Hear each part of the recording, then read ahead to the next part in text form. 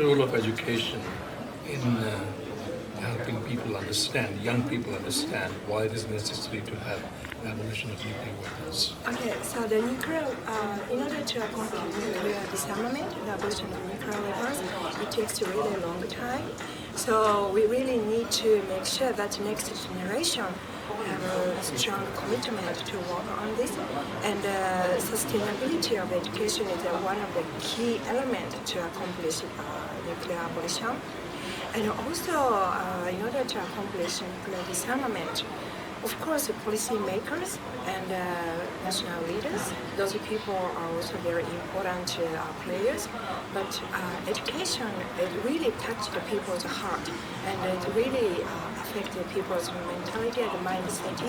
So this is really, in order to make the most fundamental solution, it is really important to utilize education to accomplish nuclear disarmament. Is there a certain model of education? There are many different models, but one thing I am aware of is in order to complete, in order to have a very effective education in disarmament,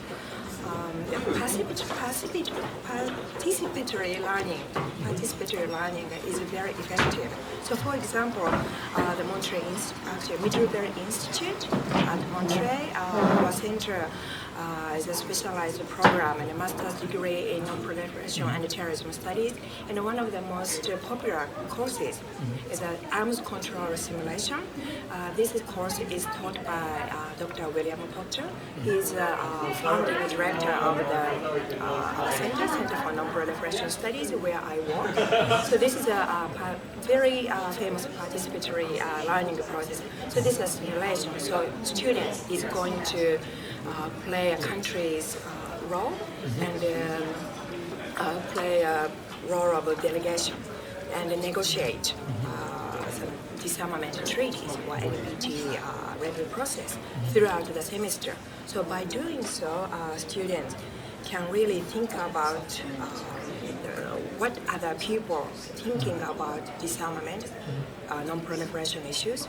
So, and I know very famous educator advocated the participatory learning process. What's the age group?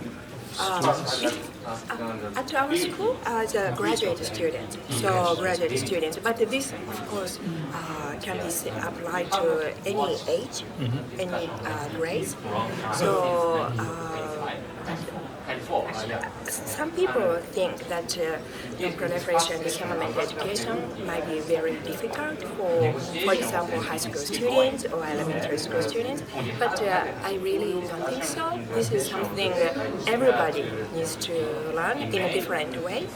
And to give you one example, I am coordinating a high school non-proliferation and disarmament programs. And I'm project manager of this program, and the name of the program is Critical Issues Forum.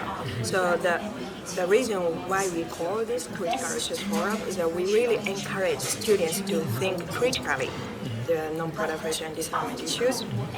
And currently we are engaging the Japanese high school students and American students and some Russian high school students.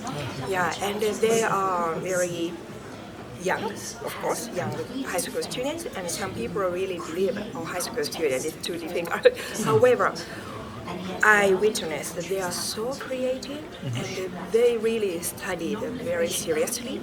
And in fact, this past April, we had an international students conference here in Hiroshima to commemorate the 70th anniversary. So we have a very successful disarmament education conference with the Japanese, American, and Russian students.